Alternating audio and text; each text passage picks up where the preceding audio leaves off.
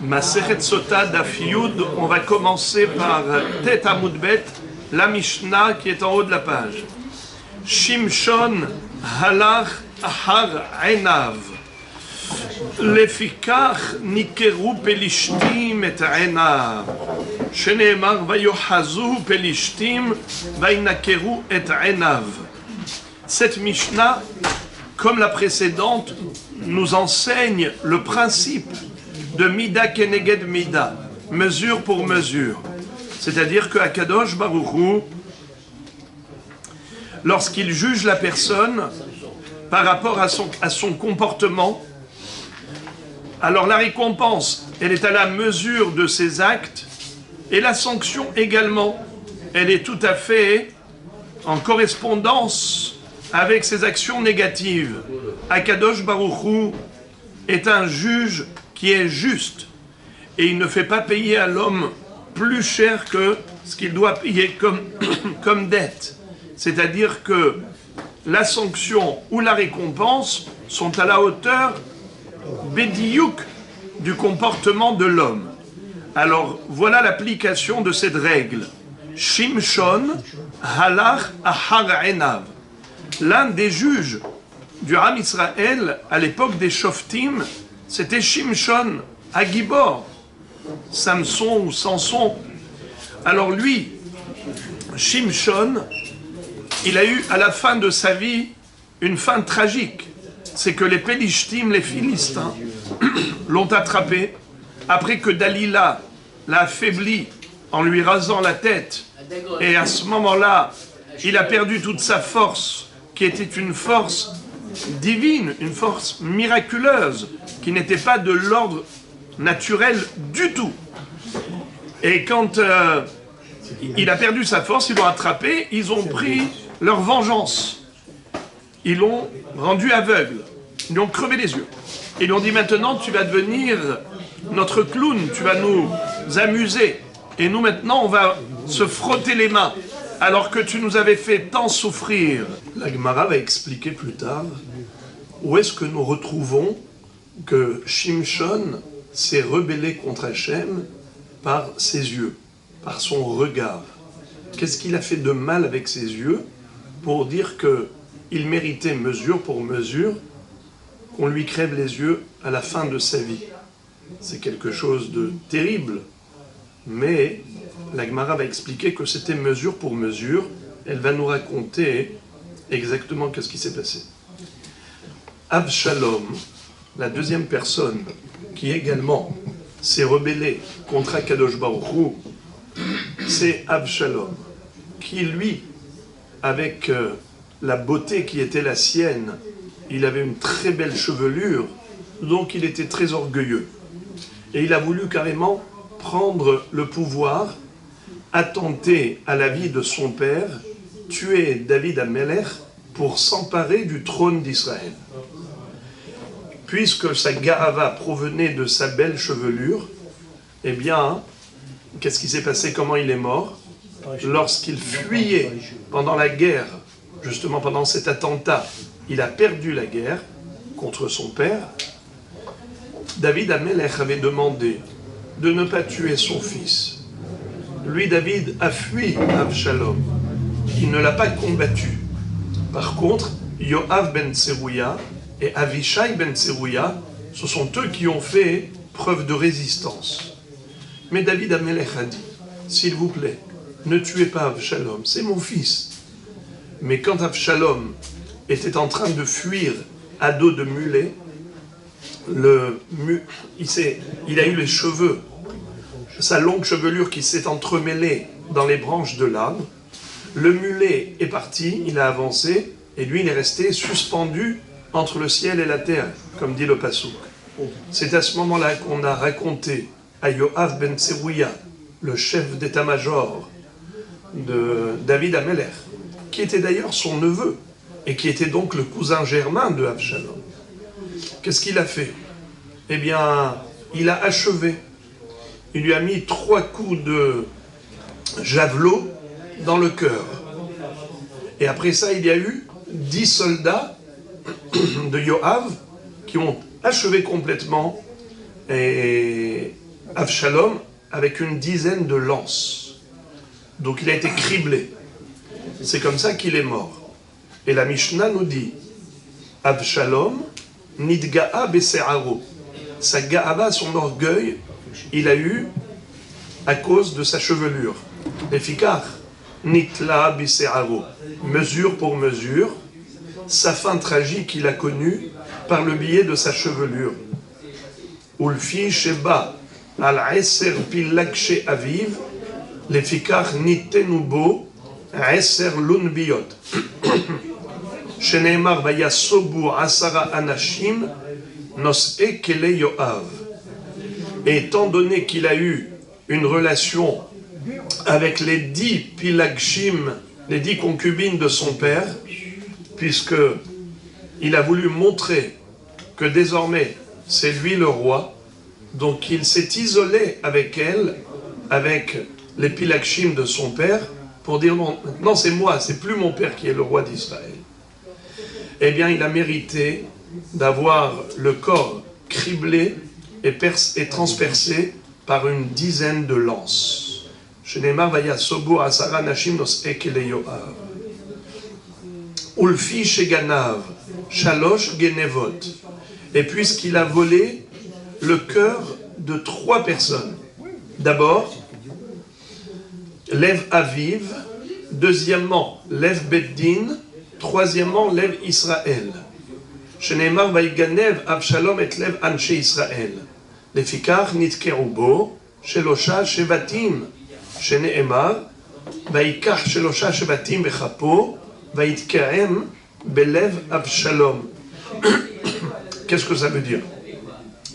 Il a volé le cœur de David en lui faisant croire qu'il allait juste aller faire des sacrifices.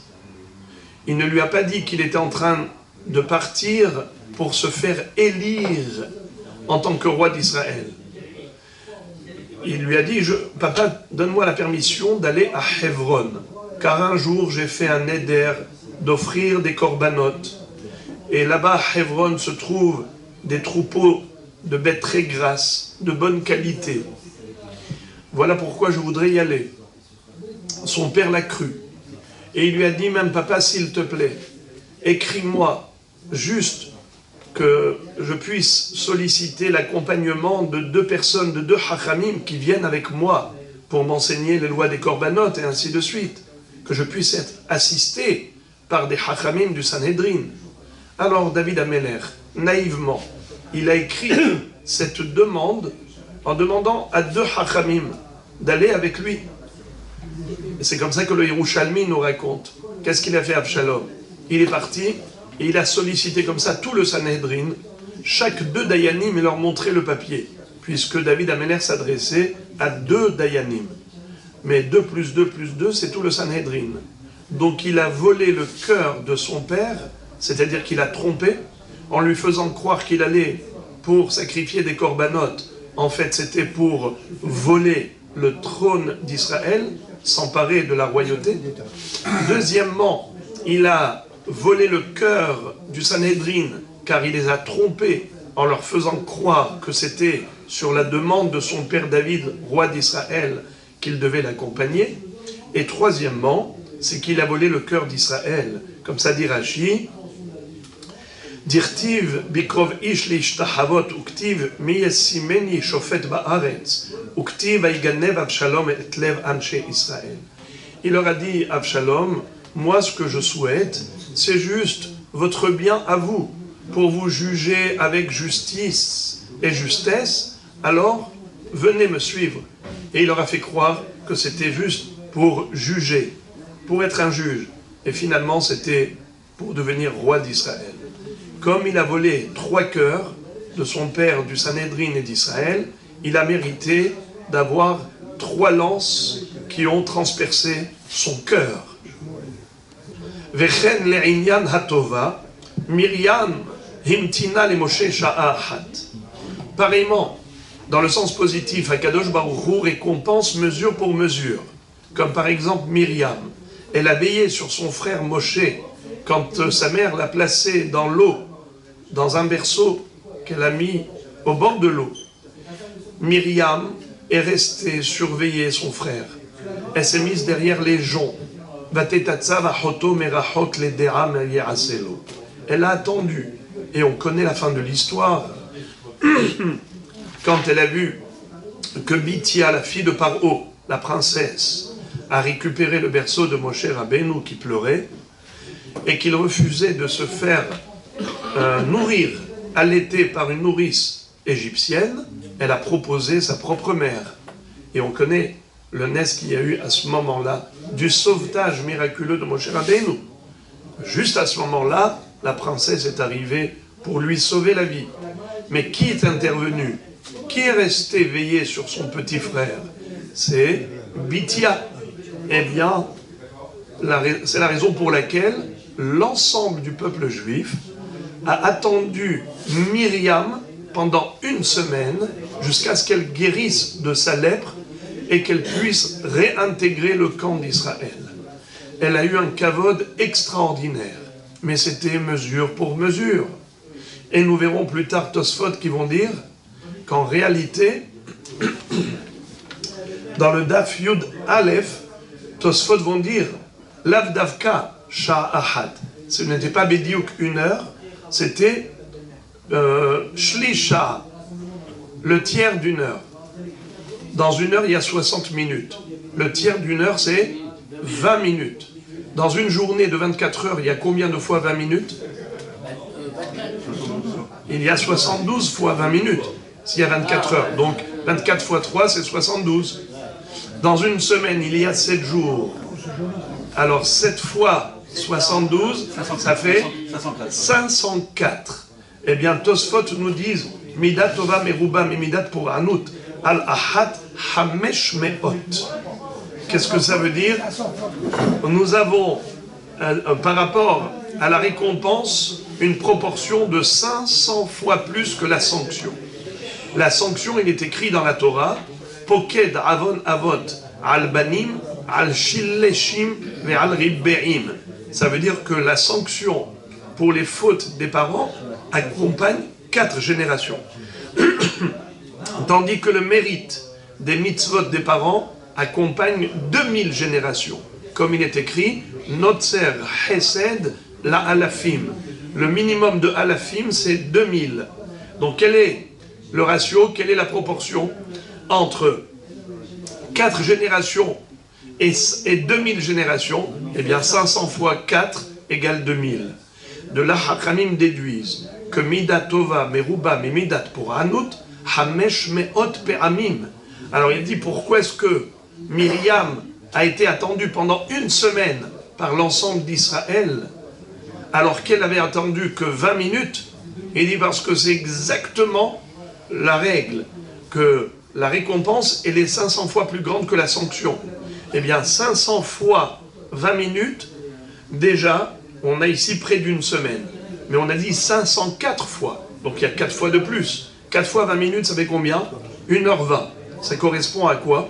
Ça correspond à 500 fois le temps qu'a mis Myriam pour marcher depuis là où elle se tenait derrière les joncs pour aller jusqu'à Bithia, la princesse, afin de lui proposer une nourrice juive, à savoir sa propre mère, Yocheved, qui a été elle-même rémunérée pour nourrir son petit. Pour ce qu'elle a fait, elle a reçu 500 fois plus. Mida keneged mida. Imtina sha'a ahad lefikach imtinu Israël. Tout Israël, lefikach niti akvula Israël shiv'a yamim bamidbar. Sheneemar be'a'am lo nasa ade asef. Myriam. Le peuple n'a voyagé qu'une fois que Myriam a réintégré le camp. Yosef zacha likbor et aviv ve'en be'hav gadol mimenu. Alors nous avons un deuxième exemple de positif. Quelqu'un qui a fait du bien, il est récompensé à la hauteur du bien qu'il a fait. Par exemple, qui est-ce qui a inhumé Yaakov Avinu dans le caveau des patriarches. C'est Yosef Hatzadik qui avait été missionné pour cela. Son père lui avait demandé. Il a fait même jurer. Yosef, Zacha, Likbor et Aviv.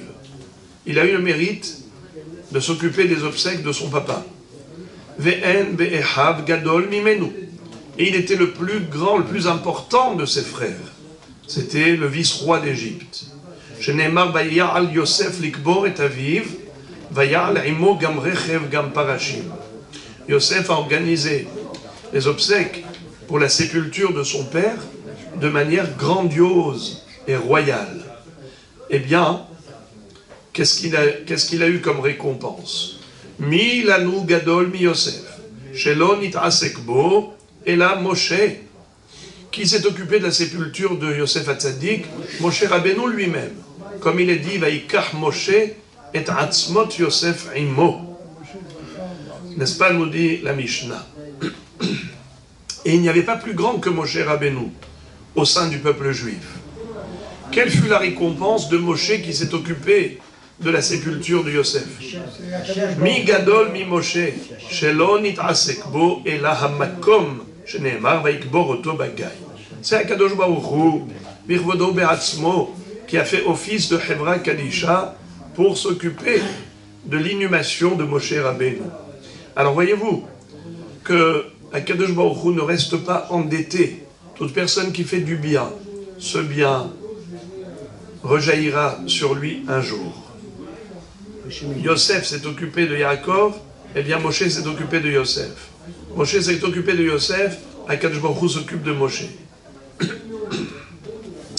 Et la Mishnah conclut en disant Lo al Moshe bilvad amru, ela al kol atzadikim, shene'emar, ve'alach lefanecha tzidkecha, kevod Hashem ya'asfecha. C'est-à-dire, il n'y a pas que Moshe Rabbeinu dont Akadosh Baruch Hu s'est occupé de son inhumation. Tous les tzadikim, ils méritent un traitement spécial de la part d'Hachem, c'est que leur neshama, là-haut dans leur lamaba, Hachem les invite à s'installer dans la proximité divine. Ça veut dire qu'ils sont là pour jouir de la splendeur divine. Comme dit le Passouk, Ve'halach lefanecha tzidkecha.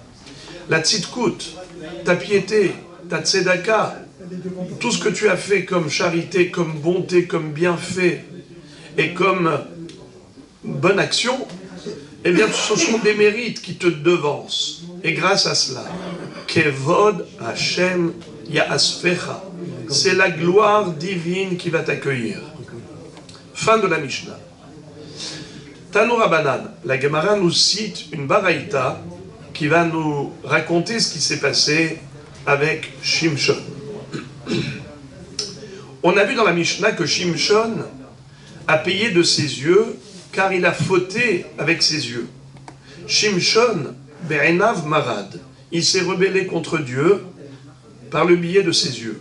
Shene'emar vayomer Shimshon el aviv otah kahli kihi ashera be'enai. Il a demandé à son papa, prends-moi cette jeune fille philistine, je voudrais l'épouser. Son père lui a dit, comme on va le voir, dans le Passouk même, il est écrit que ses parents lui ont dit, est-ce qu'il manque des filles juives pour désirer exclusivement une fille philistine? Alors il leur a dit qu'elle a plu à ses yeux. Ki yashra be'enai. Lefikach nikeru pelishtim et enav.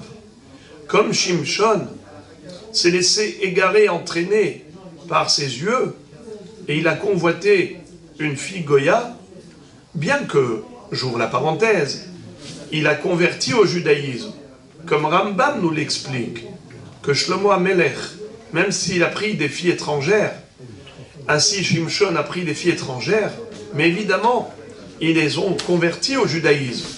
Mais cette conversion était un peu rapide, c'était un peu à la va-vite. Ce genre de conversion au judaïsme a besoin d'être suivi. Comme dit Rambam, on a un regard sur ceux qui se convertissent rapidement, est-ce que c'est vraiment sincère ou bien c'est juste pour la forme? Tout dépend de comment ils vont se comporter par la suite. Comme nous voyons que les femmes de Shlomo HaMelech, plus tard, non seulement qu'elles ont commis la faute d'idolâtrie, elles ont même tenté d'entraîner Shlomo HaMelech avec elles. Pareil, Shimshon, ses filles qu'il a converties, n'ont pas intégré le peuple juif, donc la fin, comme dit Rambam, Sofam hochiach al tchilatam. La fin a dévoilé le début.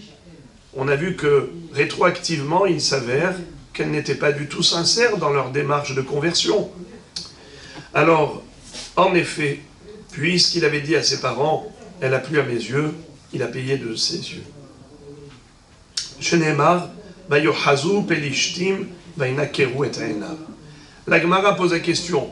Elle dit, Eni, ve'aktiv, ve'aviv, ve'imo lo yadru, ki me Hashem hi.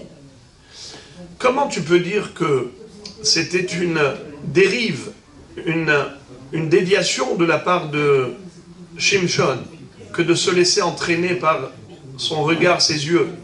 Mais pourtant, quand ses parents lui ont fait le reproche, il ne manque pas de filles juives avec qui se marier, ils n'ont pas su qu'en fait c'était un plan divin. Akadosh Baruch Hu voulait que Shimshon puisse s'infiltrer dans la communauté philistine afin de frapper les Philistins pour prendre vengeance de tout le mal qu'ils avaient fait à Israël. Donc finalement, c'était un plan divin. Pourquoi est-ce que plus tard, il a été puni en ayant les yeux crevés? Mais c'était bien la volonté d'Akadosh Baruch Hu. La réponse, c'est vrai. Il y a le plan divin, mais il y a la volonté humaine. C'est-à-dire que lui, ce qu'il avait attiré là-dedans, c'était la beauté de ces jeunes filles. Alors, que quelqu'un qui fait les choses, les Shem Shamaim, si ce n'était que pour frapper les Philistins, et donc il avait cherché un complot, alors ça devait être sans aucune attirance personnelle. Ça vous rappelle certainement la fameuse question d'Agmara à propos de Yaël. Elle avait sauvé Israël en tuant Sisra, le chef d'état-major. Comment elle a fait? Elle a invité à rentrer dans sa tente. Elle lui a donné à boire du lait, du laitage, du vin. Elle l'a endormi. Ensuite, elle a pris le pieu de la tente et lui a enfoncé dans la tempe. Mais avant d'y arriver, à ce moment-là de le tuer, elle a d'abord eu des relations avec lui. 7 relations, n'est-ce pas? Et la Gemara pose la question, elle dit, mais... la Gemara dit d'ailleurs qu'une avera lishma, une avera, les Shem Shamaim, est plus importante qu'une mitzvah shelo lishma, ou au moins équivalente à une mitzvah shelo lishma. La Gemara dit, mais comment tu peux dire que Yael, ce qu'elle a fait, c'est les Shem Shamaim? Mais elle a bien profité de ce rapport intime qu'elle a eu avec Sisra. Et la Gemara de répondre, Tovatam shel Reshaim, Ra'ahi etzel tzadikim. Ce qui est considéré comme du bonheur pour les Reshaim, c'est considéré comme du malheur pour les tzadikim. Donc elle n'a pas profité. Alors Shimshon, il aurait pu, en effet, comploter contre les Philistins, mais sans chercher son profit personnel. Du fait que le fait d'aller avec la Goya, c'était accompagné d'une pulsion intérieure, ça veut dire que finalement, c'est mélangé à ce complot de frapper les Philistins, même un plaisir personnel. Or, ça doit être complètement les Shem Shamaim. Ça s'appelle Avera Lishma, puisque le fait d'aller avec une Goya, c'était une Avera, mais s'il le faisait Lishma sans aucun intérêt personnel, ça aurait été considéré comme positif, on ne lui aurait pas reproché, puisque c'était le plan divin. Velo yad'u ki me Hashem hu. Donc, Rabotai, ici, j'ouvre une parenthèse, on rentre dans la grande question philosophique que soulève Rambam à propos de la Bechira de l'homme, Où se situe la Bechira de l'homme? Par exemple, les Égyptiens ont été frappés par 10 plaies. Ils ont été noyés dans la mer Rouge. Mais pourtant, ils n'ont fait qu'accomplir la volonté d'Hachem. Akadosh Baruch Hu avait déjà dit à Avraham Avinu, Kiger yezaracha be'eretz lo lahem, ha'avadum ve'innu otam arba meot shana. Ta descendance sera soumise à l'esclavage, asservie, opprimée. Alors les Égyptiens, ils peuvent dire à Akadosh Baruch Hu, finalement, nous, ce qu'on a fait qu'accomplir ta volonté. Mais le problème, c'est qu'eux, ils ne l'ont pas fait dans cette intention. Eux, ils l'ont fait par intérêt personnel, parce qu'ils avaient peur de l'explosion démographique juive, parce qu'ils, par cruauté, par jalousie, devenaient Israël, qui allait en grandissant, ils devenaient de plus en plus puissants. Alors, ce n'était pas leur volonté d'accomplir la volonté d'Hachem, c'était pour leur volonté personnelle. Ça change tout. Donc, vous comprenez où se situe la limite exacte entre la volonté d'Hachem ou la volonté de l'homme. Ici, pareil, Hachem voulait que Shimshon se retrouve au sein de la communauté philistine pour les frapper. Quand vous lisez le livre de Shoftim, il leur a donné de ces raclées, et à chaque fois, il trouvait des bonnes raisons pour les frapper. Et c'est comme ça qu'ils ont eu peur désormais de faire du mal à Israël. Parce qu'un seul homme, Shimshon, le juge d'Israël, leur a fait tellement de mal. Il les a neutralisés. Mais comment il a fait ça? Il trouvait à chaque fois de bonnes raisons pour les frapper. Mais pour cela, il fallait vivre parmi eux. Donc en fait, la relation qu'il a eue avec ses 3 filles, parce qu'une fois on va voir une prostituée, une fois on va voir la femme de Timna, et la 3e c'est Dalila. S'il n'avait pas fait ça pour son désir personnel, alors ça aurait été complètement les Shem Shamaïm. C'était le plan divin, comme Esther Amalka avec Ahashverosh, qui a sauvé Israël des mains de Haman. Mais Esther n'avait aucun plaisir. Comme Yael. C'est extrêmement subtil et délicat, c'est d'une très très grande finesse et subtilité, la barrière exacte entre le plaisir personnel, l'intérêt, ou bien juste accomplir la volonté d'Hachem de manière désintéressée. Alors regardez là, hein. Tanya, Rabbi Omer, Tehilat kilkulo be'aza, lefikach laka be'aza.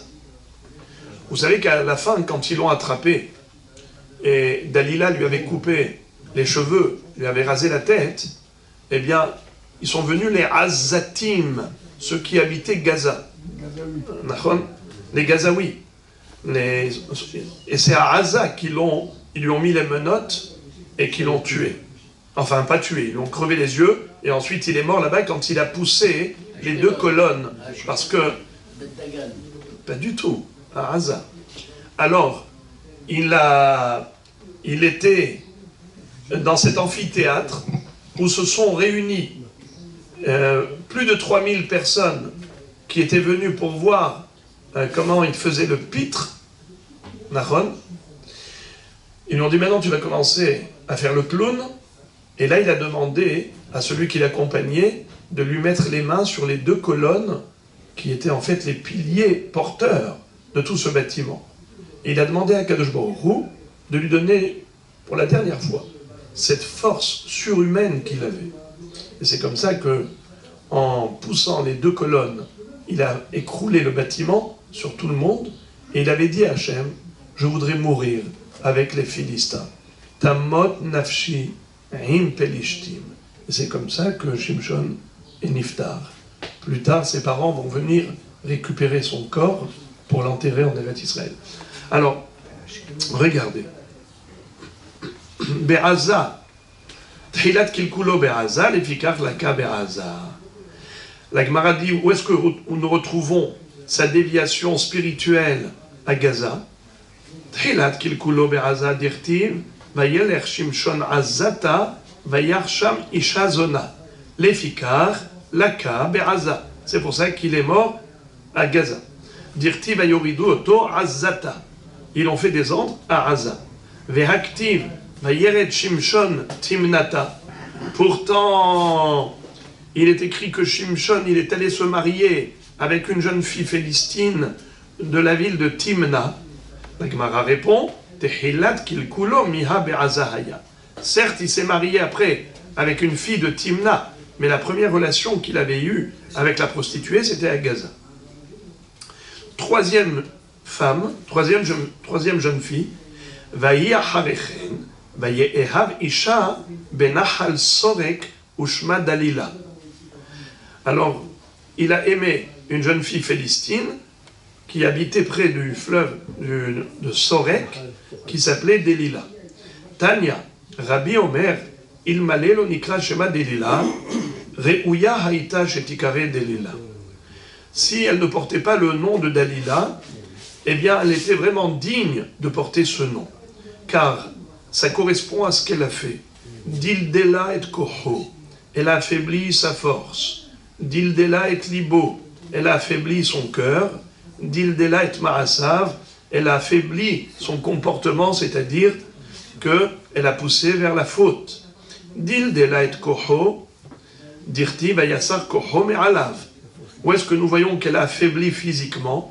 Eh bien, en lui rasant la tête, elle a affaibli physiquement.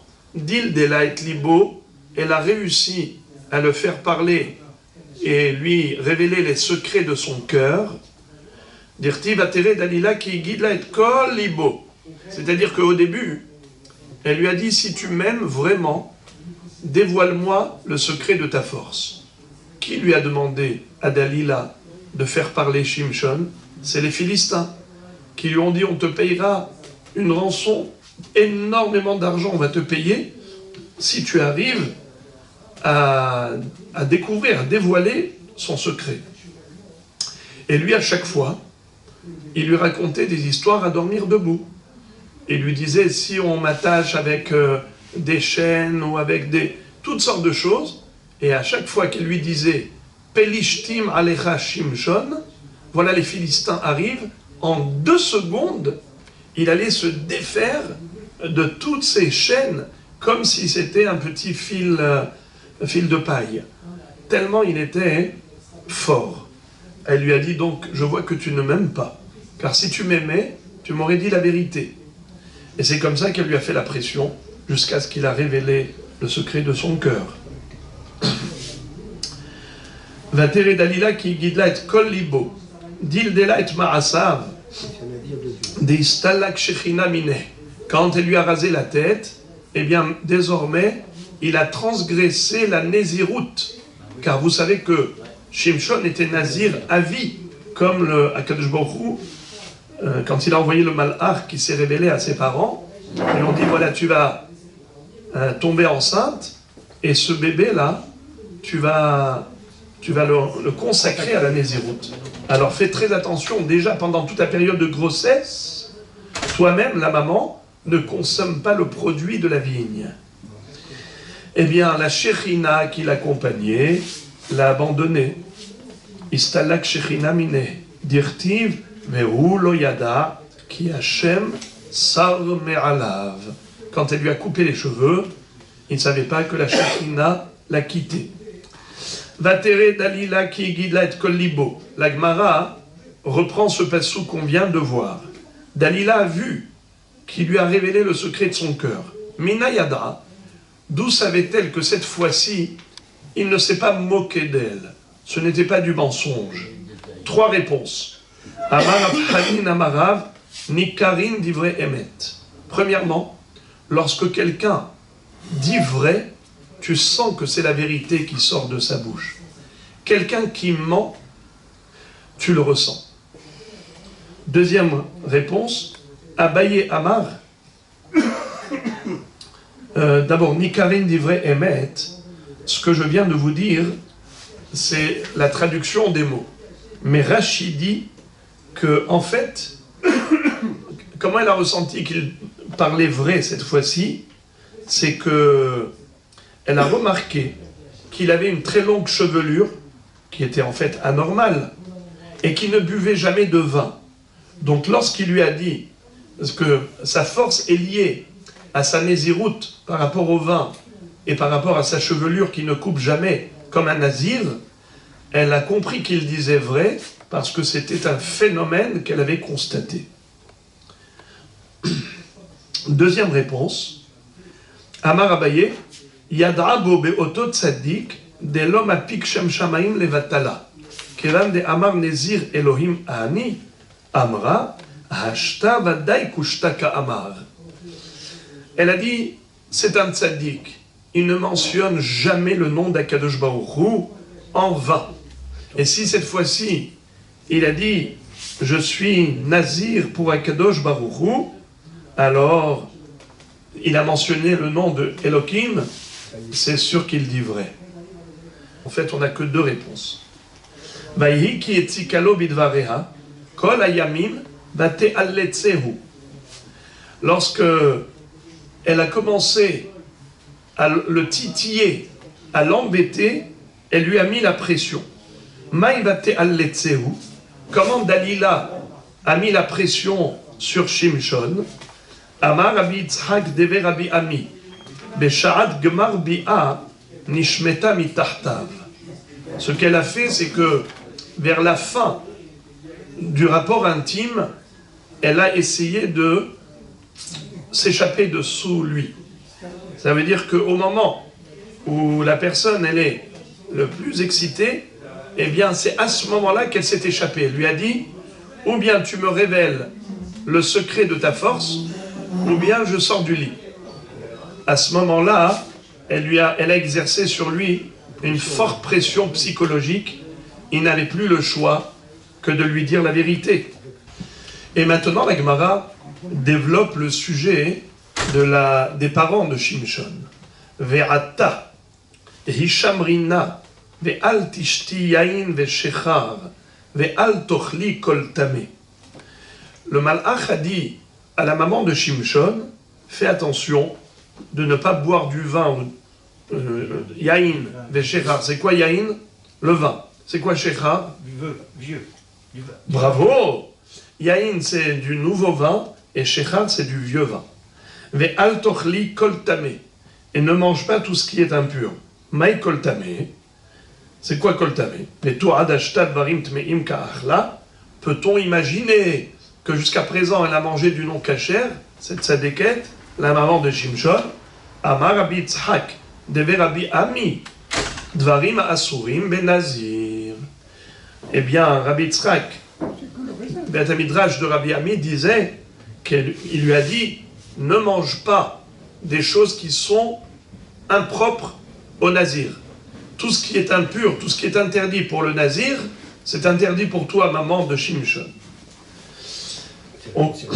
Maintenant, regardez comment on dit mesure pour mesure. Hu iva le davar tameh, excusez-moi, pardon.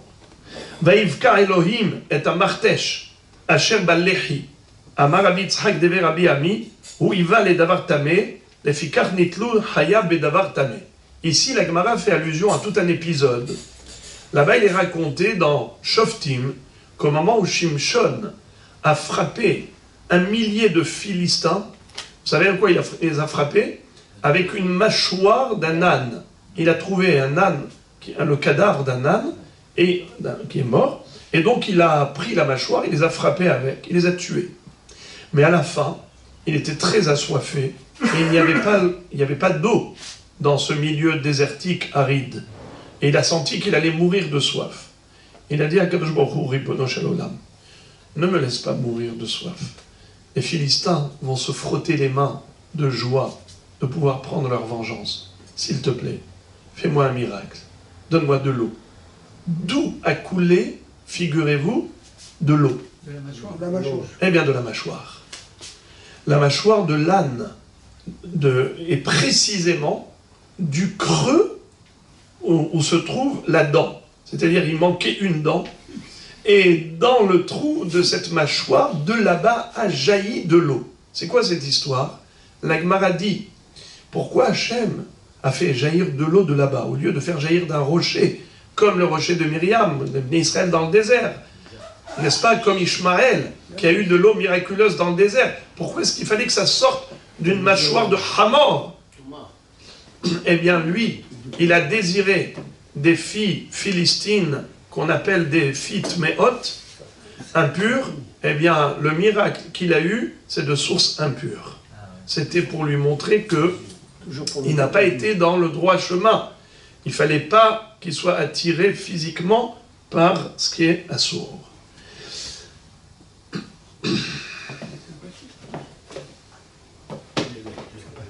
Vatahel roi Hashem le Faramo. L'esprit divin a commencé à l'inspirer.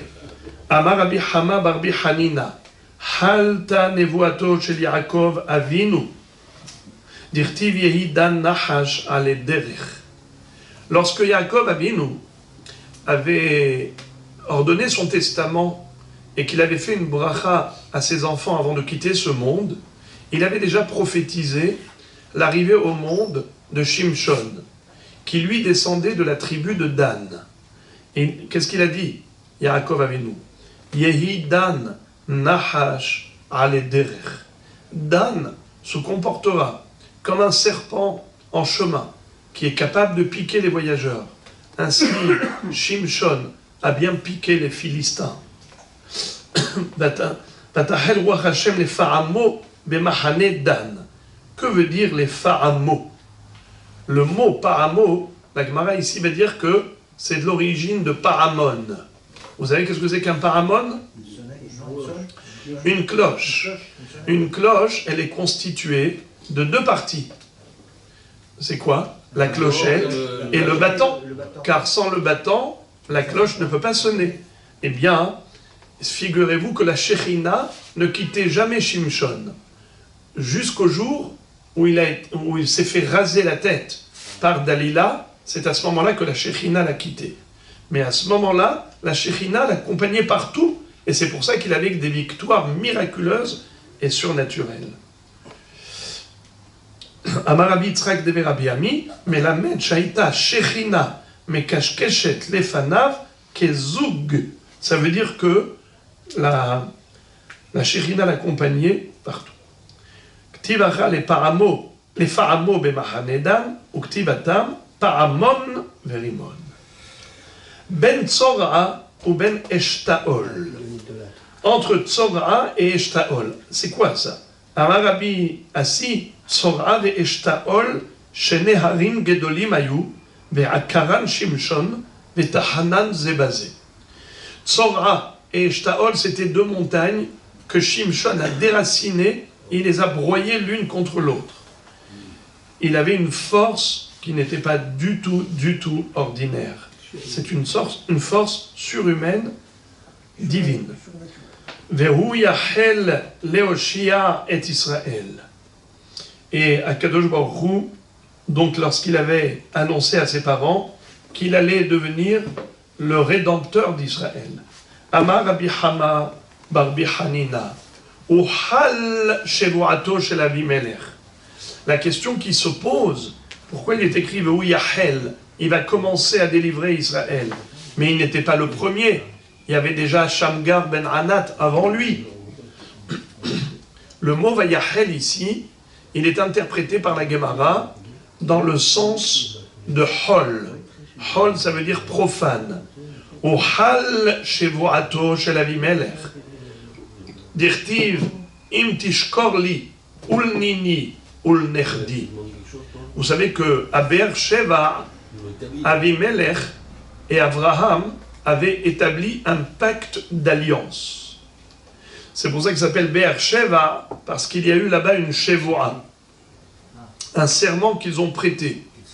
Et Avimelech a dit, jure-moi Abraham, que tu ne vas pas faire du mal à mes enfants, à mes petits-enfants, à mes arrière-petits-enfants. Im tishkorli ulnini ulnechdi. Mais Avimelech s'est engagé pareillement. Or Avimelech, c'était le roi des Pélishtim. Et là maintenant, c'est qui faisait souffrir Israël? C'était les Philistins. Les Philistins qui faisaient des actes terroristes contre Israël. N'est-ce pas, les Philistins? Comme aujourd'hui. Les Pélishtim. La Palestine.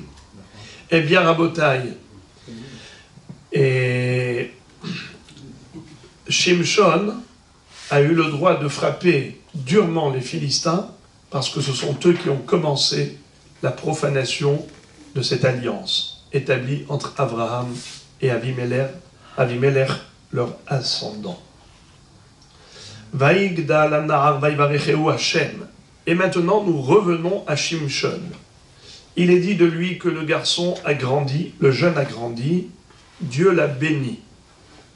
Bameh berecho. Il a béni en quoi? La notion de bénédiction, c'est toujours de la prolifération, c'est de la profusion. Quelque chose qui se multiplie s'appelle beracha. D'ailleurs, barech, bet, resh, kaf. Bet, c'est le double des unités. Resh, c'est le double dans les centaines. Chaf, c'est le double dans les dizaines. Bet, c'est 2. Resh, c'est 200. Et Chaf, c'est 20. Donc on a le double dans les unités, le double dans les dizaines, le double dans les centaines. La bracha, c'est la multiplication. La bracha, c'est le dédoublage. C'est ça la bracha. Eh bien, Akadosh Baruch Hu lui a donné en double. Qu'est-ce que Akadosh Baruch Hu a donné comme beracha à Shimshon? Alors là, vous allez être un peu choqués. Amar Rav Yehuda Amar Rav, sheberecho be'amato. Amato ki bnei Adam, vezar'o kenachal shotef. Il lui a donné une bracha au niveau des relations intimes, c'est qu'il avait beaucoup de zera, beaucoup de semences. Bien que le membre de la procréation était normal, mais la semence, elle était bénie dans le sens où il avait une prolifération de zera. Et en quelque sorte, comme dit Rachamim, que Davar, regardez ce que dit Rashi lui-même, Shebecho be'amato liot zaro kenachal shotef, lema shenit ava nitbarech. Il a eu la bracha dans son désir. Puisqu'on voit qu'il a eu des relations avec plusieurs femmes, eh bien, que Baruch Hu lui a donné les moyens de pouvoir avoir des relations avec plusieurs femmes. Zaro kenachal shotef. Est-ce que c'est une bracha? Le fait d'avoir une possibilité d'avoir des relations avec plusieurs femmes. En fait, c'est ce qui lui a permis de frapper les Philistins. Car je n'ai pas le temps maintenant de vous raconter toutes les histoires de Shimshon, mais c'est extraordinaire comment il trouvait à chaque fois des complots pour les frapper. Mais c'était justement parce qu'il avait réussi à s'infiltrer dans la société philistine par les filles philistines. Or, s'il n'avait pas cette capacité, cette faculté, eh bien, il n'aurait pas pu le faire. D'après le Ben Ishraï, il y a là carrément, d'après la Kabbalah, une notion de tikkun. En fait, ce qu'il faisait, c'était des tikkunim extraordinaires. Donc, Akadosh Baruch Hu lui a donné ce koach de birour, des nitzotzot akdusha, de la klipa, et ainsi de suite. Vaikra Shimshon el Hashem vayomar. Adonai Elohim, zochrenina v'chazekenina, achapam hazeh, v'inakma, nekam achat mishete einai mipelishtim. Lorsque Shimshon s'est fait attraper par les Philistins, après que Dalila lui a rasé la tête, eh bien cette fois-ci, ils lui ont crevé les yeux et ils l'ont mis en plein centre de l'amphithéâtre. Ils ont dit maintenant, autant tu nous as fait souffrir, autant maintenant tu vas nous faire sourire. Tu vas faire le clown, le pitre. Et à ce moment-là, il va dire à Akadosh Baruch Hu, s'il te plaît, Amar Shimshon lifnei Akadosh Baruch Hu, Ribono shel olam, maître du monde, Zechor li, Esrim shana, sheshafati et Israël, velo amarti lechad mehem arver li makel mimakom lemakom. Souviens-toi de tout le bien que j'ai fait. Je me suis occupé du peuple juif. Je les ai protégés, défendus. Pendant 20 ans, jamais je n'ai demandé quoi que ce soit à qui que ce soit. Même pas de me déplacer un bâton, ma canne, d'un endroit à l'autre. Et Rachid de dire qu'il a demandé à Kadosh Baruch Hu, Sachar ahad me'enai tenli ben kamazo, sera racheret le'olam haba. Donne-moi la récompense d'un œil pour un œil qui vont crever dans ce monde, et la récompense pour l'autre œil réserve moi cette récompense pour l'autre monde. Alors il y a des Mefarshim qui posent la question, ils disent mais quelle récompense il réclame? Mais on a déjà dit que la raison pour laquelle il a eu les yeux crevés, c'est parce qu'il s'est laissé entraîner par les yeux. Alors comment il peut réclamer une récompense alors que c'était une sanction? Alors il y a plusieurs Pérouchim. L'un des Pérouchim qui est très beau, c'est que justement, comme on a expliqué que Mida keneged Mida, Hachem agit envers l'homme, mesure pour mesure, dans la récompense comme dans la sanction. Pourquoi? C'est pour que l'homme puisse comprendre, pas seulement pour la justice divine qui est tellement précise et méticuleuse, c'est aussi pour communiquer un message à l'homme. Réfléchis, pourquoi tu as eu ça? Si tu as eu ça, c'est que certainement tu as commis une infraction dans ce domaine. Et c'est comme ça que la personne peut faire une introspection et faire teshuva. Shimshon a compris. Il a dit à Dieu, je sais maintenant pourquoi j'ai eu ça. C'est parce que j'avais dit, Yashra be'enai, elle a plu à mes yeux. Maintenant je fais teshuva. Pardon. Pardon de me laisser entraîner par mes yeux. Une personne qui fait teshuva, elle transforme le mal en bien, le négatif en positif. Et elle peut demander à Akadosh Baruch Hu une récompense pour cette teshuva. Et donc il dit Hachem, récompense-moi pour un œil, ici, et l'autre œil, dans l'autre monde. Alors, qu'est-ce qu'il fait?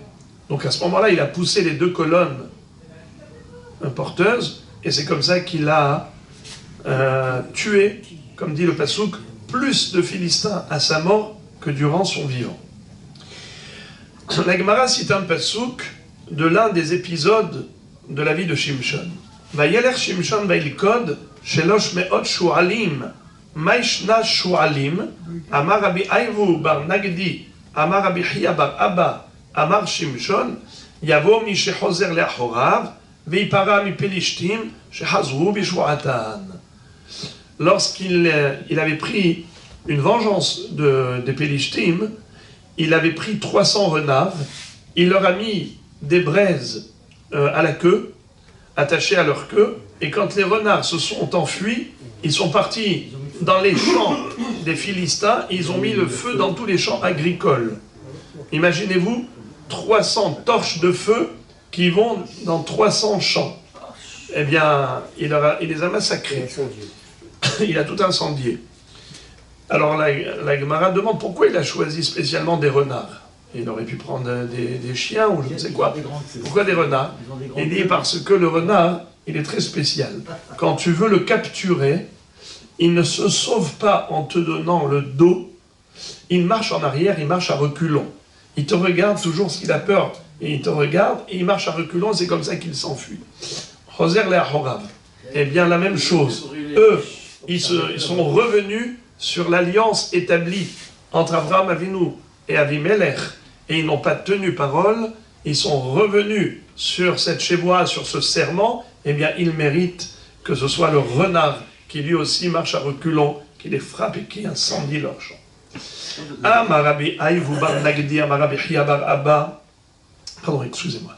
Tanya, Amarabi Shimon Hechassid, Rabbi Shimon Hassid nous dit Ben ketefav shel Shimshon shishim amahaya. Entre les épaules de Shimshon, il y avait 60 coudées. Alors certains disent que, en fait, c'est pas vraiment au sens propre, c'est au sens figuré. C'est-à-dire qu'il avait la force de transporter sur ses épaules, on va voir tout de suite, quelque chose qui mesurait 60 coudées. Chez Nehemar, Vaishkav Shimshon ad hatzi halayla. Vayakom bahatzi halayla. Vayechoz bedaltot sha'ar ha'ir. ובשתי המזוזות, ויסעם עם הבריח, וישם על כתפיו, וגמירה דאין דלתות עזה, פחותות מ-60 אמה.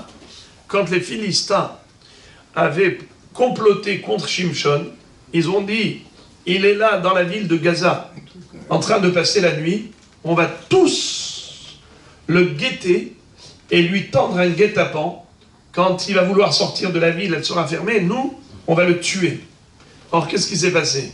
lui, Shimshon, au milieu de la nuit, à minuit, il est venu vers les portes de la ville de Gaza, il trouve les portails fermés.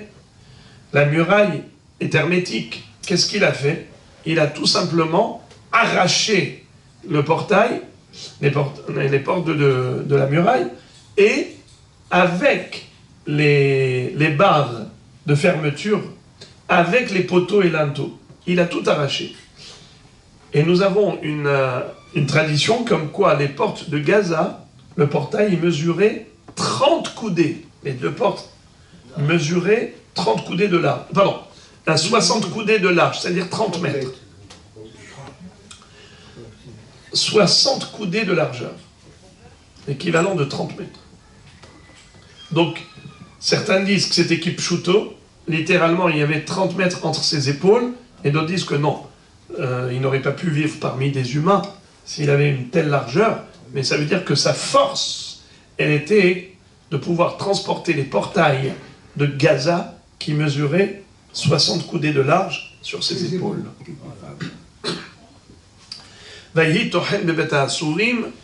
Et en prison, ils l'ont obligé à moudre, ils l'ont obligé à moudre du blé là-bas. Amar Rabbi Yochanan Enthina il a la chambre Avera. En fait, c'est pas écrit du blé, c'est écrit moudre, tout simplement. Renomer, alors, en fait, il s'agit qu'ils lui ont demandé d'avoir une relation avec leur femme. Renomer Tithan le Aher Ishti. מלמד שכל אחד ואחד הביא לו את אשתו לבית האסורים כדי שתתעבר ממנו. Chacun a amené son épouse pour qu'elle tombe enceinte de lui. Alors en fait, les Mefarshim disent qu'il ne faut pas prendre les choses à la lettre ici, que la Kavana, elle est qu'ils voulaient juste que leur épouse puisse le voir pour qu'elle puisse ensuite, quand elles auront une relation avec leur mari, donner naissance à un enfant qui lui ressemble. Un peu comme Rabbi Yochanan, quand il s'asseyait devant le mikvé, parce qu'il disait « Je voudrais que les femmes d'Israël aient des enfants aussi parfaits que lui, Rabbi Yochanan, en le voyant. » Et de cette manière, c'était pareil. Et la Gemara dit à ce propos « Amarat papa inu d'amri inche, kame deshate hamra hamra, kame rafoka gridaya duvla. » C'est-à-dire qu'en fonction de ce qu'est la personne, eh bien, elle reçoit que ce qu'elle a mérité. Un jardinier, on lui donne à manger d'un panier de légumes, d'un ivrogne, on lui donne toujours à boire du vin. Eh bien, là aussi, Shimshon, puisqu'il avait une attirance par rapport à cela, eh bien, on lui a donné à manger de ce qu'il voulait. C'est une façon de dire mesure pour mesure. Le chemin que l'homme a choisi, c'est dans celui-ci qu'on l'aide à évoluer. Ve'amar Rabbi Yochanan, kol hamezaneh ishto mezana alav, shene'emar im nifta libi al isha ve'al petach re'i aravti, uktiv titcha ne'acher ishti ve'alea ichre'un acherim. C'est-à-dire que celui qui n'est pas sérieux dans son couple, il ne faut pas qu'il s'étonne que son épouse également ne soit pas fidèle à son mari. Et le Iov, la Gemara cite ici un pasouk de Iov, à ce propos qui disait que lui, il était irréprochable, parce que sinon, comme lui aurait été infidèle, pareil son épouse. Comme dit le proverbe, si lui, il mange des grandes citrouilles, des grandes courges, eh bien sa femme des petits potirons, mais ça veut dire que elle aussi, elle a son jardin secret. Ve'amar Rabbi Yochanan, Shimshon dan et Israël ke'avihem sheba shamayim. Il ne faut surtout pas croire que Shimshon était un homme ordinaire. Lui, il était d'un niveau extrême. Shimshon dan et Israël ke'avihem sheba shamayim. Il a jugé Israël comme Akadosh Baruch Hu. Shneimar dan yadin amo ke'ahad shifte Israël. Dan, donc Shimshon, qui était du Shevet Dan, a jugé Israël qu'Ehad, comme celui qui s'appelle Ehad Hashem Elokeinu Hashem Ehad. Ve'amar Rabbi Yochanan, Shimshon, al shemo shel HaKadosh Baruch Hu nikra. Shimshon, porte le nom de Shemesh, sur le nom d'Akadosh Baruch Hu. Shneemar, ki Shemesh ou Magen Hashem Elokim. Le mot Shemesh, ici, ne veut pas dire soleil, nous dit Rashi que ça veut dire Homa, comme Vesamti Chadkot Shimshotair. Et Shemesh, ce sont deux homonymes. Shemesh, le soleil, Shemesh, la muraille. Shimshon était comme Hachem, la muraille d'Israël. Et la Merata Loimahe. Dans ce cas-là, si tu me dis que le nom d'Akadosh Baruch Hu, c'est Shemesh, alors on n'aurait pas le droit d'effacer le mot Shemesh, qui est Shemesh ou Magen Hashem Elokim. D'accord?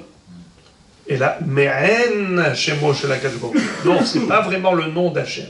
C'est un adjectif qualificatif dans le sens où, comme Ma Kadosh Baruch Hu Megen al Kol Haolam Kulo Av Shimshon Megen Bedoro al Israël. C'est-à-dire le comportement d'Hachem, c'est qu'il protège Israël, il protège le monde entier.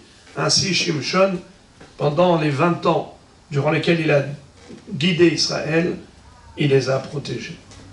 Ve'amar Rabbi Yochanan, Bil'am Higer Beraglo Ahataya. Sheneemar Vayelech Shefi. Shimshon Higer Bishte Raglav Haya. Sheneemar Shefifon Ale Orah. C'est-à-dire, Bil'am était un estropié, puisqu'il est écrit Vayelech Shefi. Il boitait. Il était boiteux. Mais pour Shimshon, il était boiteux des deux pieds. Shefifon, Ale Orah. Qui a dit ça? Yeidan Nahash Ale Derer Shefifon Ale Orah. Et Yaakov Avinu a dit Yeidan Nahash Ale Derer. Que Shimshon, il sera comme un serpent en chemin qui pique les cavaliers, et ainsi de suite. La même chose, Shimshon, lui, va pouvoir frapper les ennemis d'Israël. Et comment on l'appelle? Shefifon. Shefi, doublé. Donc lui, Vayeler Shefi, c'est Bil'am qui était boiteux d'un seul pied, tandis que lui, Shimshon, était boiteux des deux pieds. Qu'est-ce qu'on veut nous enseigner? Qu'est-ce qu'on veut nous enseigner? On veut nous enseigner, regardez la force de la volonté. Et comment il s'appelle? Bil'am était boiteux, mais sa haine d'Israël et sa convoitise de l'argent de Balak l'a poussé à se déplacer et aller au lointain pour aller maudire Israël. Ça, c'est la force de la haine. Et mais par contre, la force de l'amour, elle est plus forte. Regardez, lui, Shimshon, il était boiteux de ses deux pieds, et ça ne l'a pas empêché de se déplacer pour aller chez les Philistins, pour les frapper. Pourquoi? Parce qu'il terrorisait Israël. Donc tu vois qu'est-ce que c'est que Shimshon, qui était Shamesh, qui était la Homa, la muraille d'Israël, malgré sa difficulté. C'était un homme qui était animé d'amour d'Israël. Tanu Rabbanan, Hamisha Nivreu Me'en Dugma Shel Ma'ala. Chulan Nakubahem. Il y en a 5 qui ont eu des qualités, des facultés exceptionnelles, hors du commun, qui étaient surnaturelles, qui vraiment, on peut dire, des qualités divines. Shimshon Mekoho, il a été doté par Hachem d'une force surhumaine. Shaoul Betzavaro, Shaoul qui était très grand, très beau, et il avait une tête de plus que tout le peuple, Mishirmo Vamala Gavoa Mikol Ha'am, donc il avait un grand cou. Et Avshalom Bisa'aro, Avshalom il avait une longue chevelure très belle. Tzidkia Berenav, Tzidkia, il avait une vue qui était extraordinaire. On va voir tout de suite.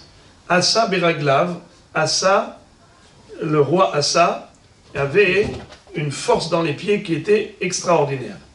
Et pourtant, Hulan Naku, c'est-à-dire tout cela qui avait reçu une qualité, un cadeau divin, et comme malheureusement ils ont dévié, ils ont payé cher et ils ont perdu cette qualité. Par exemple, Shimshon Bekoho, lui, il était très fort, et voilà que cette force l'a quitté. Dirti Vayasar Koho Me'alav. Shaoul Betzavaro, Shaoul avait un beau coup, et pourtant il est mort. En lui-même, il s'est suicidé en fait, parce qu'il avait déjà pris un coup mortel, et lui-même il s'est achevé. Il a mis l'épée et il est tombé sur l'épée au niveau du cou. Alors regardons. Shimshon bekoho dirtiv vayasar koho me'alav. Shaoul betzavaro dirtiv vayikach Shaoul et acherev vayipol aleha. Avshalom bis'aro kedeba'ina nememar lekaman. Avshalom, par rapport à la chevelure, comme on verra plus tard. Tzidkiyahu be'enav dirtiv et ene Tzidkiyahu iver. Nabucodonosor a aveuglé Tzidkiya, n'est-ce pas? Vous savez que Tzidkiya avait trahi Nabucodonosor, car une fois il avait vu Nabucodonosor en train de manger un lapin vivant. Et il lui a dit, jure-moi que tu ne vas pas me dénoncer, tu ne vas pas raconter ce que tu as vu. C'est une humiliation pour lui s'il raconte. Il lui a juré. Après, il a fait Atarat Nedarim, il a annulé le serment et il a dévoilé ce qu'il avait vu. Quand Nabucodonosor l'a entendu, eh bien, il a attrapé, il lui a crevé les yeux, figurez-vous. Ils ont mis 300 lances et il voyait encore, jusqu'au moment où ils ont égorgé ses enfants devant lui. C'est là qu'il a perdu la vue. Donc, Tzidkiya, il a perdu sa vue. Asa beraglav, dirtiv rakle'et ziknato hala et raglav. Dans sa vieillesse, il est tombé malade des pieds. Et comme c'est écrit hala et raglav, au lieu de dire raglav halou, ça veut dire qu'il avait des pieds qui étaient hors du commun, et malgré tout, ils sont tombés malades. Amar Rav Yehuda Amar Shahazo padagra. Amar le Marzoutra Bered Rav Nachman Echidame padagra. Amar le ke mahad bipsar rahai. Et qu'est-ce qu'il a eu comme maladie des pieds? Il avait, comment vous dites? Ils appellent ça la goutte. La goutte. Et là, la Gemara demande quel est le ressenti de cette douleur. Eh bien, il dit que c'est comme quelqu'un à qui on fait rentrer des aiguilles dans de la chair vivante. Kebasav, kemahad bipsar rahai. Minayada, d'où il savait, ce hacham, c'est-à-dire Rav Nachman, d'où il savait que c'était ça le ressenti. Première réponse, Mihashava Hashbe. Lui-même, il a eu une fois cette maladie de padagra et il a ressenti comme des aiguilles. Mais Kade Amre Mirabbe Shamiale, certains disent qu'il a entendu de son maître, jusqu'à Tzidkiyahu. Mais Kade Amre, jusqu'à Asa. Mais Kade Amre, troisième réponse, Sod Hashem Lire'av ou Brito Leodiam. En fait, Akadosh Baruch Hu a dévoilé à Rav Nachman ce que ressent une personne malade de podagra. Bien qu'il n'a pas reçu de son maître, bien qu'il ne soit pas lui-même tombé malade, mais Hachem révèle le secret de la Torah au Hachamim. Daraj Rava, Mipneman Erenash Asa. Pourquoi est-ce que Asa est tombé malade de ses pieds? Qu'est-ce qu'il a fait de mal? Car il a soumis au travail du palais royal, même des Talmidei Chachamim, au lieu de les laisser étudier la Torah. Shenemar vamelech Asa ishmi'a et kol Yehuda en naki. Maï en naki, amar Rav Yehuda marav avu le hatan mechedro vekala mechupata. Et même le hatan et la kala devaient sortir de la choupa pour aller travailler pour la construction, pour ce que Asa a demandé. Ce qui veut dire que personne n'a été exempté de ce travail, même pas hatan et kala duquel il est dit naki iye le beto. Ktiv ayeret Shimshon timnata, ou ktiv hine hamich ole timnata. On ne comprend pas comment se fait-il que pour Shimshon il est dit qu'il est descendu vers Timna, la ville de Timna. Et d'autre part, il est dit à propos de Yehuda, on a dit à Tamar, voici Yehuda, il est en train de monter vers la ville de Timna. Donc Timna, elle est en hauteur, ou Timna est dans la vallée en bas. Amar Abil Hazar, Shimshon shenit ganaba ktiv be'yerida, Yehuda shenit alleba ktiv be'alia. Shimshon, qui a été critiqué pour avoir fait ce qu'il a fait avec les filles philistines, avec la fille de Timna, il s'est marié avec elle. Alors c'est pour ça qu'on a parlé de Yerida, dans le sens figuré, pas dans le sens physique. C'est que, spirituellement parlant, c'était une Yerida. Tandis que pour Yehuda, au contraire, il a donné naissance à, il a donné naissance à qui? À David Amelech, à toute la descendance de Mashiach ben David, qui est sorti de Tamar. Donc lorsqu'il a été avec sa bru, Tamar, qui après la mort de Er et de Onan, a eu une relation avec Yehuda, elle est tombée enceinte de 2 jumeaux, Peretz et Zerach. Eh bien, Akadosh Baruch Hu a dit, c'est là que je prépare les Melachim qui vont sortir de Yehuda. Donc pour lui, c'était une aliyah, au sens figuré. Rabbi Shmuel bar Nachmani Amar, Shte Timnaot ayu, Hada berida ve Hada be'aliyah. Rabbi Shmuel bar Nachmani dit, il y avait 2 villes de Timna. L'une, elle était en hauteur, l'une était au bas de la vallée. Rav Papa Amar, Hada Timna Havai, Deate Mehai Gisa Yerida ve Deate Mehai Gisa Aliyah. En fait, il n'y avait qu'une seule ville de Timna, mais tout dépend d'où tu viens. Tu viens d'en haut, alors tu descends. Tu viens d'en bas, alors tu montes vers Timna, Kegon Vardonia ou Bebar et Veshuka Denarash. L'exemple type que donne Rav Papa, il dit même en Babylonie, il y avait une colline, une montagne, où il y avait 3 villes, une dans la vallée, une en haut, sur la montagne, et l'autre au milieu, sur le flanc de la montagne. Eh bien, ces 3 villes, quelqu'un qui va dans la ville intermédiaire, par exemple, le Chouk se trouvait au milieu, Chouka Denarash. Celui qui vient de Vardonia, de Verdun, celui qui vient de Bébaré, eh bien, il y en a un qui monte, il y en a un qui descend. Tout est relatif à la position où on se trouve. Alors, on va terminer juste avec le sujet de Tamar. Vateshev bepetach enaim, Amar Rabbi Alexandri, Melamed she'alcha v'yashva la bepitcho shel Avram Avinu. Tamar s'est installée, normalement à la croisée des chemins, mais bepetach enaim. Qu'est-ce que ça veut dire enaim? À l'entrée de enaim. Alors, il y a quelques pirouchim. Melamed she'alcha v'yashva la bepitcho shel Avram Avinu, makom shekol enaim tzofot lir'oto. Elle a été s'installer dans l'endroit où était installé Avram Avinu à l'époque. Et pourquoi cet endroit s'appelle Petach Enaim? Car tout le monde aimait venir ici, vu qu'ils étaient accueillis royalement par Avram Avinu. Rav Hanin Amarav Makom Hu Sheshmo Enaim. Renu Omer Tapuach Be'Enam. Tout simplement, d'après Rav, il y a un lieu qui s'appelle Enaim. Petach Enaim comme Tapuach Be'Enam. Et Rabbi Shmuel bar Nachmani Amar Shenatna Enaim Lidvarea. C'est-à-dire qu'elle a donné une bonne vision des choses, dans le sens où elle a répondu au tac à Yehuda. Yehuda qui est venu vers elle, il lui a dit, il lui a dit, est-ce que tu es une Goya, c'est-à-dire, est-ce que tu es une idolâtre? Amrale, Guilloretani, je suis converti au monothéisme, je ne suis pas idolâtre. Shema Eshet Ishat, peut-être es-tu une femme mariée.